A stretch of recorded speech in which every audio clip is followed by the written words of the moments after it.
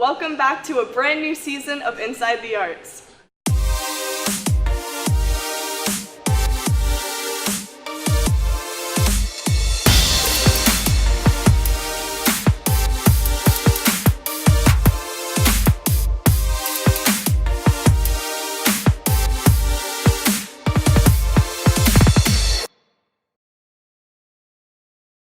I'm Isabella, and we're so excited to start our second season with some of Frederick's best student musicians and an iconic high school tradition.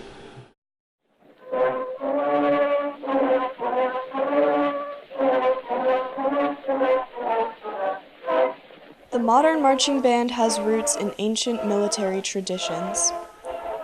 Distinct calls from different types of horns and drums could command an army through the chaos of battle. By the end of the 19th century, war veterans brought back their love of military music, and that music eventually became a key feature of American culture.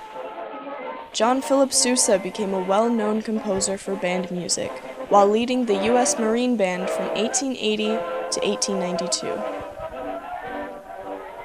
Many colleges formed their own bands, and Notre Dame's Band of the Fighting Irish became the first marching band to perform at a football halftime in 1887.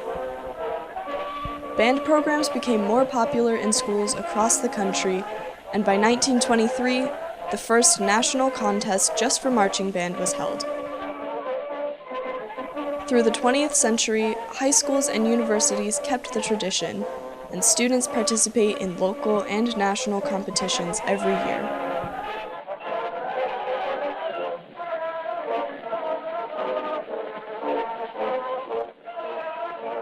While these performances captivate audiences, much of the work comes from months of writing the show, rehearsing drills, and memorizing music. We experienced a behind-the-scenes look at what it really takes to pull off these stunning shows. 1, 2.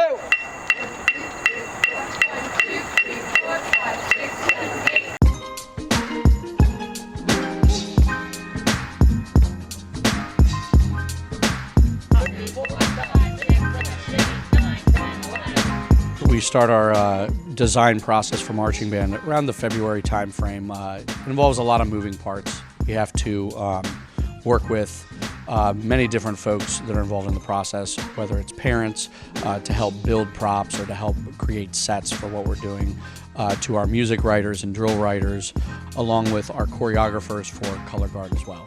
So the process starts in February, and it kind of builds through the month of May into June when we start our official rehearsals.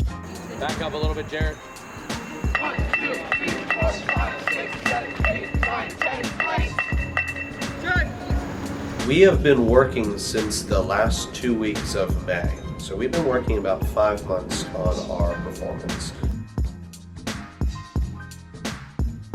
The first thing we do is we decide on the theme of the show, and then we pick music to go with that theme. Once we have our musical scores created, the wind score and the percussion score, we send those on to our drill writer. Our band director, Mr. Shearer, he writes the music, he writes the drill, he prepares everything that pretty much goes into the show. And then from there, we really move into our camp phase, and that's where we start teaching the show. And it was from 8 to 8 every day, 12 hours. We learned drill, we learned music. You come here and then you perform and you work your entire drill over and over and over again. 1, 2, 3, 4. The weather is one of the very, very hard things about color guard. In marching band, you perform in any weather, except for if there's like a hurricane. Everything else though, like thunder, like lightning, like rain, sunshine, winter, snow, anything, you perform in it.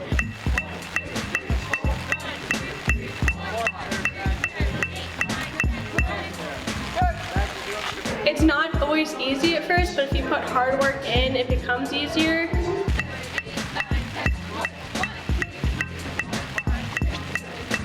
To play a musical instrument requires a lot of focus and thought. Now imagine that while running around the field. So an ideal marching band member does need to be someone that can handle a lot.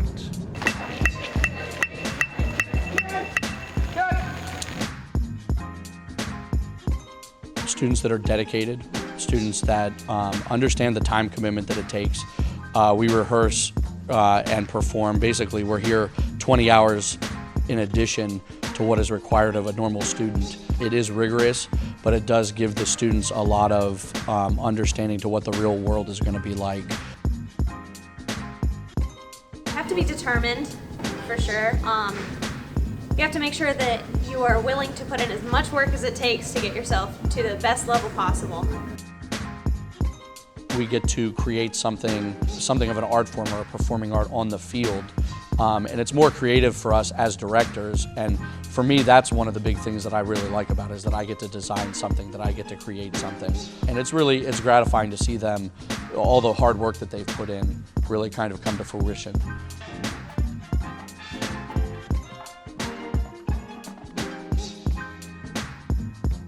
It's something I've become so passionate about, something I really, really, really love doing, and it's just an amazing thing, and it's just like, it makes me so happy now. I get to make friends and seeing it all come together in the end, seeing how good we all look. We put the show on the field, the audience is exciting, kids come off the field, they're exhausted, but there's nothing better than coming off that field knowing that you did a good job.